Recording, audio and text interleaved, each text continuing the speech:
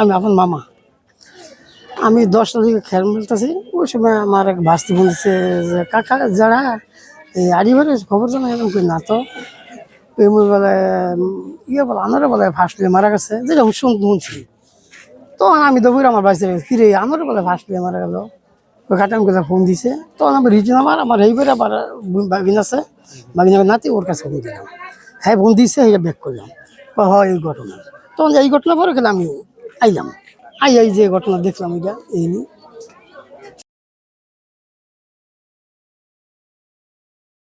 মাদুক খাইতো, গাঞ্জা মদ খাইতো, আম গোবরিও যাইতো গাঞ্জা মদ খাইয়া যাবেন। হ্যাঁ আমার বক্ত শক্ত বাক্কারি এই জায়গা ভাঙ গেলতো সুর হচ্ছে গাঞ্জা খাইবো মদ খাইবো না আমি যে বুঝান না কেন ঠিক চাই না। তোমার বাগিনা যায় 100-200 দিতাম যা নাকি যাবো বাগিনা এক করে ছাও তুমি এরকম করে একদিনকা মাঝখানে তার মারে তার বাইরে খুব মারছে। পরে আমার কাছে ফোন দিছে যে আমার খুব মাল দোয়ানোর এমন করে। পরে আইলাম আমার বাইশ তারিখে আমার মারছে খুবই যাই দেখাইলো যে আমার দেখে যে একটা বাড়ি মারছে, মাসুর মধ্যে আমার কটা লাড়ি মারছে।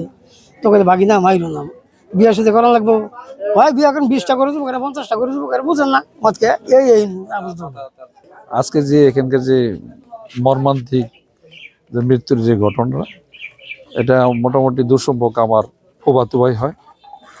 আমি প্রায় 5-7 কিলোমিটার দূর থেকে শুই না, তারপরে আসলাম, আয়সা শুনলাম যে এই ব্যাপারে এখানে একটা ঘটনা এরকম ধরনের ঘটনা ঘটছে। তা যাই হোক, ছেলেটা মোটামুটি মালয়েশিয়া বিদেশ করছে 27 বছর মনে হয়, করার পরে সে বাড়িতে আসছে, ওইখান থেকে সে নর্মাল হয়ে আসছে এবং এখানে আইসা তার বাপ মারে মায়ের দর করতে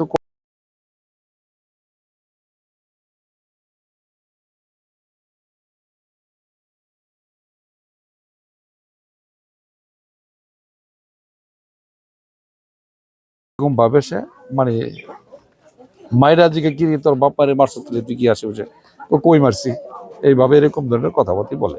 হইল যে ছেলের যে মারা গেছে তার বাবাই নাকি কোবায়া থুইয়া তারপরে থানাত গেছে, থানাত গিয়া খবর কইছে পুলিশে যে আমি মার্ডার করছি, আমি রান্না ঘর বৌদি থিয়েছি দুইয়া।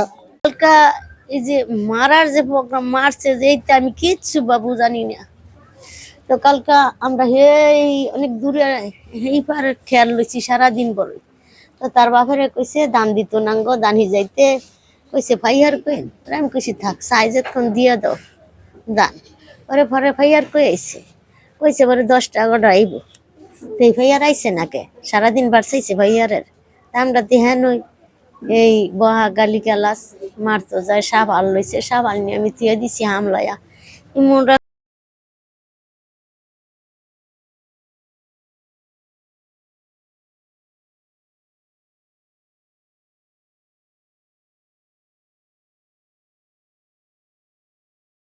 আমি আর কিচ্ছু জানি না, ইয়ানো হইছে ই দিছে দরজা দিছে তালা দিছে এই বেড়াও বেড়ার সাথে নয়, বেড়াও হুতুন এটি হুতাইছে বেড়ার একবাল জ্বালাইছে তো কিচ্ছু না।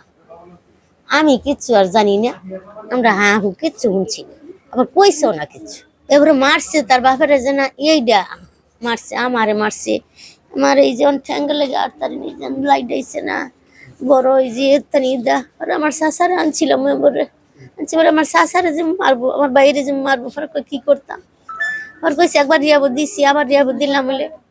আর অনেক কইছি গরুটা আছে এই গরুটা বেচা লই যে কয়টা বেচছে তাইলে এই কয়টাই জানবো এই কয়টা বেচছি নাইলে এখন আমার গরু 5 লাখ টাকা দিল 5 লাখ টাকা দিল আইবো তো 1 বছর পরে 6 মাস পরে রিয়াবো তার সারা জীবন থাকে না। আর আইলে পরে আবার সম্পূর্ণটা আছে আমারে কইছে ভোজন মাছ করে আমার কইছে কই বেটার কই খেত এই দান দাইতো।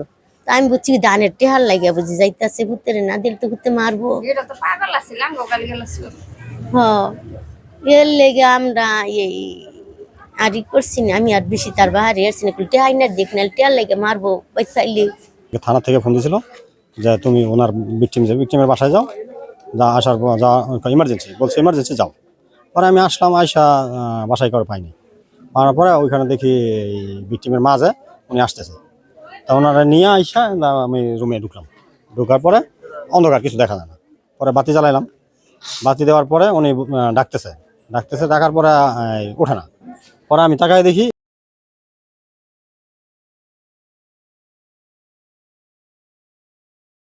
এই মৃত্যুর সংবাদটি আমরা মোবাইল ফোনে সংবাদ পাই।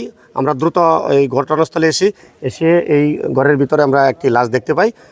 পরবর্তীতে মৃতের মামা, মৃতের মা এবং প্রতিবেশীর মাধ্যমে আমরা এই লাশের শনাক্তল রিপোর্ট প্রস্তুত করি। শনাক্তল রিপোর্ট করা শেষ। এখন আমরা লাশ গাজীপুর সদর হাসপাতালে ময়নাতদন্তের জন্য পাঠিয়ে দেব। বিষয়টি ঊর্ধ্বতন কর্তৃপক্ষকে জানানো হয়েছে। পরবর্তী